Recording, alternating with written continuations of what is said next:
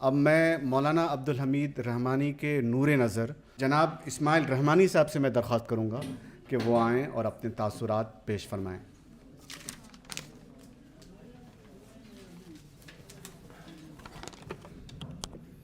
السلام علیکم ورحمۃ اللہ وبرکاتہ۔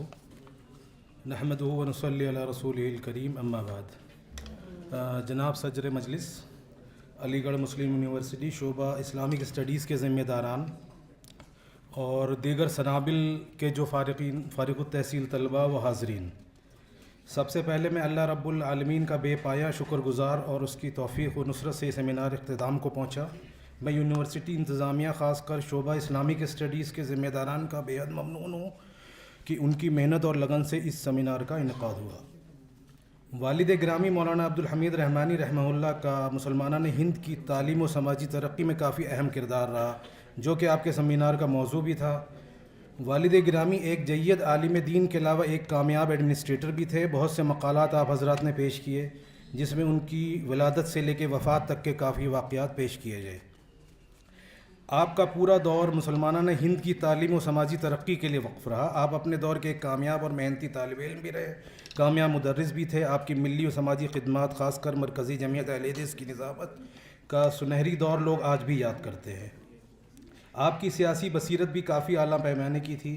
ملک و ملت کی ترقی کے لیے آپ کی ایثار و قربانی کا یہ عالم تھا کہ جب 1970 میں آپ مدینہ منورہ سعودی عرب سے فارغ ہوئے، تب سعودی حکومت نے آپ کو سعودی عرب میں ملازمت کا آفر کیا، مگر آپ نے اپنے ملک کو ترجیح دی اور واپس اپنے ملک آئے۔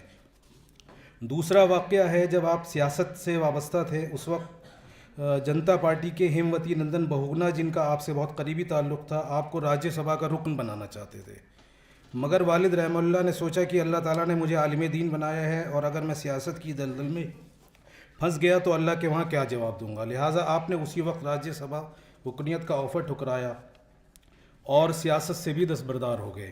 اس کے بعد آپ نے اللہ کی توفیق و نصرت سے 1980 میں اسلامک اویکننگ سینٹر کی بنیاد رکھی، جو 1983 میں Abul Kalam Azad Islamic awakening centre کے نام سے رجسٹرڈ ہوا، اور اپنی وفات اگست 2013 تک اس کی تعمیر و ترقی میں اپنی تمام عمر گزار دی۔ یہ مرکز، جو چند کمروں کے ایک مکان پر جوگا بائی نئی دلی میں شروع ہوا اور مستقل ترقی کرتے ہوئے آج اس کی برانچیں جائیدادیں پورے ہندوستان میں پھیلی ہوئی ہیں، جن کی مالیت ہزارہ کروڑ روپے ہے۔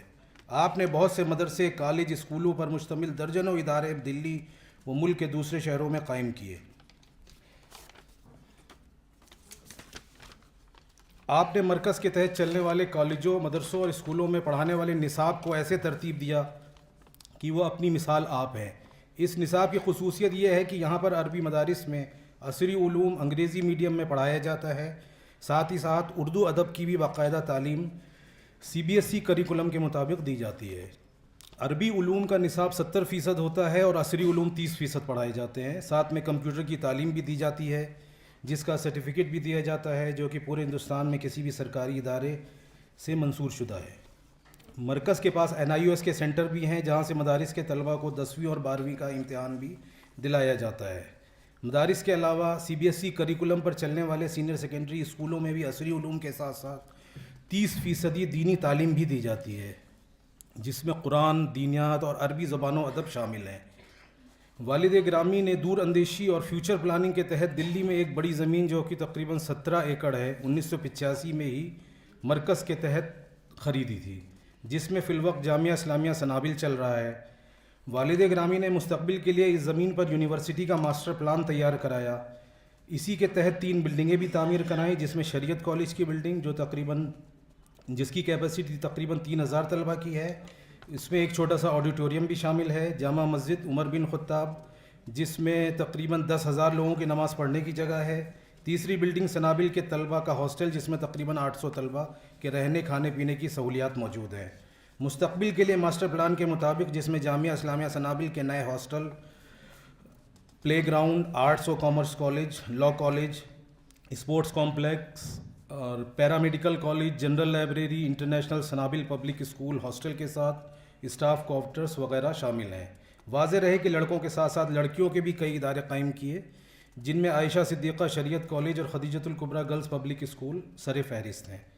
آپ کی وفات کے وقت ادارے میں تقریباً 350 مدرسین و دیگر ملازمین موجود تھے اور ہزاروں کی تعداد میں فارغین کی تعداد تھی اور تقریباً 5000 طلبہ اس وقت زیر تدریس تھے۔ اللہ تعالیٰ والد رحمہ اللہ کے قائم کردہ اس ادارے کو ان کے لیے درجات کی بلندی کا سبب بنائے، آمین۔ اللہ کی توفیق و نصرت سے والد گرامی کے وفات کی تقریباً 13 سال گزر جانے کے بعد بھی ہم تمام ذمہ داران مرکز ان کے اس مشن کو لے کر چل پا رہے ہیں۔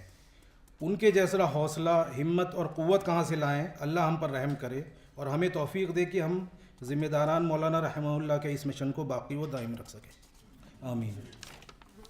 آخر میں علی گڑھ مسلم یونیورسٹی شعبہ اسلامک اسٹڈیز کے ذمہ داران کا شکریہ ادا کرتے ہوئے اپنی بات کو ختم کرتا ہوں اور اللہ تعالیٰ سے دعا کرتا ہوں کہ اللہ تعالیٰ ہمارے اس سیمینار کو مسلمانوں کے لیے مفید بنائے اور اس کو منعقد کرنے والوں کو اجر عظیم سے نوازے۔ السلام علیکم ورحمۃ اللہ۔ بہت بہت شکریہ۔